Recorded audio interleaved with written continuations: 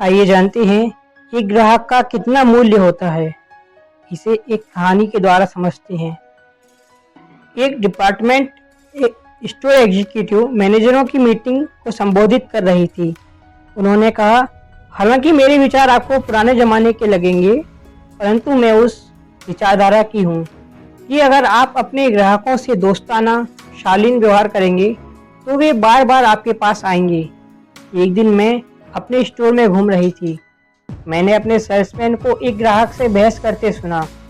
ग्राहक गुस्से से बाहर चला गया।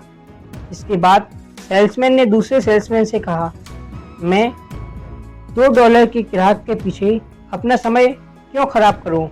उसकी ज़रूरत के सामान के लिए पूरे स्टोर को क्यों छानूं? वह इस काबिल ही नहीं है।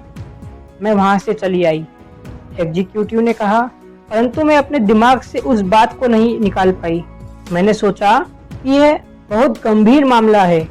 जब हमारे सेल्समैन अपने ग्राहकों को $2 की श्रेणी में रखते हैं, मैंने तभी यह फैसला किया कि सोच के इस ढंग को बदलना होगा।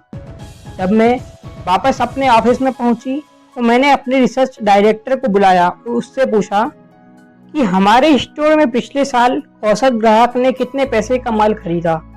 उसने मुझे जो आंकड़ा बताया उससे मुझे भी हैरत हुई। हमारे रिसर्च डायरेक्टर के आंकड़ों के हिसाब से औसत ग्राहक ने हमारे स्टोर से $362 का सामान खरीदा।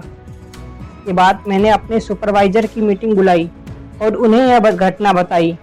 फिर मैंने उन्हें यह बताया कि हमारे ग्राहक का मूल्य वास्तव में कितना है।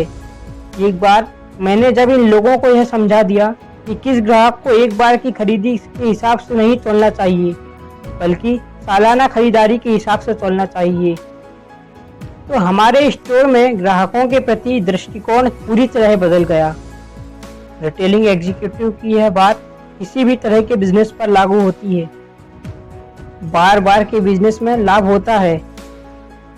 सर, कुछ शुरुआती सेल्स पर तो कोई लाभ ही नहीं होता, लेकिन ग्राहकों की भविष्य की खरीदी को देखें। यह ना देखें कि वे वर्तमान में क्या खरीद रहे हैं। ग्राहकों को मूल्यवान समझने में वे बड़े नियमित संरक्षकों में बदल जाते हैं। ग्राहकों को तुच्छ समझने से किसी दूसरी जगह से सामान खरीदने लग जाते हैं। इस बात को एक और घटना से समझते हैं। एक विद्यार्थी ने एक बार मुझे यह महत्वपूर्ण घटना सुनाई और बताया कि वह एक रेस्तरां में कभी नाश्ता क्यों नहीं करता। एक दिन लंच के लिए विद्यार्थी ने कहा, मैंने एक नए रेस्तरां में जाने का फैसला किया। यह रेस्तरां 2 सप्ताह पहले ही खुला था। मेरे लिए अभी पैसा बहुत महत्वपूर्ण है, इसलिए मैं सुनिश्चित कर लेता हूँ कि मैं जो खरीद रहा हूँ उसकी कीमत क्या है। मीट सेक्शन के पास से गुजरते समय मैंने टर्की को देखा और उस पर कीमत डली थी 39 सेंट।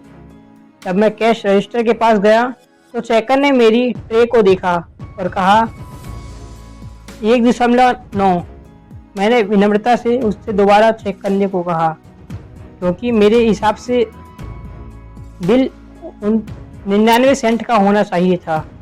मेरी तरफ घूरने के बाद उसने फिर से हिसाब जोड़ा। हिसाब में जो अंतर आ रहा था टर्की की कीमत के कारण था। उसने 39 सेंट की जगह मुझसे 49 सेंट लिए थे। फिर मैंने उसका ध्यान उस साइन बोर्ड की तरफ खींचा जिसमें लिखा हुआ था 39 सेंट। इससे वह भड़क गई। मुझे इस बात की परवाह नहीं है कि साइन बोर्ड पर क्या लिखा है। इसका दाम है 49 सेंट। देखिए, यह रही आज की मूल्य सूची। किसी ने शायद गलती से वहां पर साइन बोर्ड लगा दिया होगा। आपको 49 सेंट ही देने होंगे। फिर मैंने उसे यह समझाने की कोशिश की कि मैंने टर्की ली ही इसलिए थी क्योंकि इसका मूल्य 49 सेंट नहीं था, बल्कि 39 सेंट था। अगर इसका मूल्य 49 सेंट होता तो मैं इसकी जगह कोई दूसरी चीज ले लेता। इसके बाद भी उसका जवाब था, चाहे जो हो, आपको 49 सेंट देने होंगे। मैंने ऐसा ही किया क्योंकि मैं वहां खड़े होकर तमाशा खड़ा नहीं करना चाहता था, परंतु मैंने उसी समय यह फैसला भी कर लिया कि मैं दोबारा उस रेस्तरां में नहीं जाऊंगा। मैं हर साल लंच पर $250 खर्च करता हूँ और यह बात तो पक्की है कि मैं उस रेस्तरां में एक पाई भी खर्च नहीं करूँगा। यह छोटे नज़रिए का एक उदाहरण है। टेकन ने कीमत का छोटा सा अंतर ही देखा, उसने संभावित $250 की सेल नहीं देखी। इसीलिए ग्राहकों की भविष्य की खरीदी को देखें, यह ना देखें कि वे वर्तमान में क्या खरीद रहे हैं।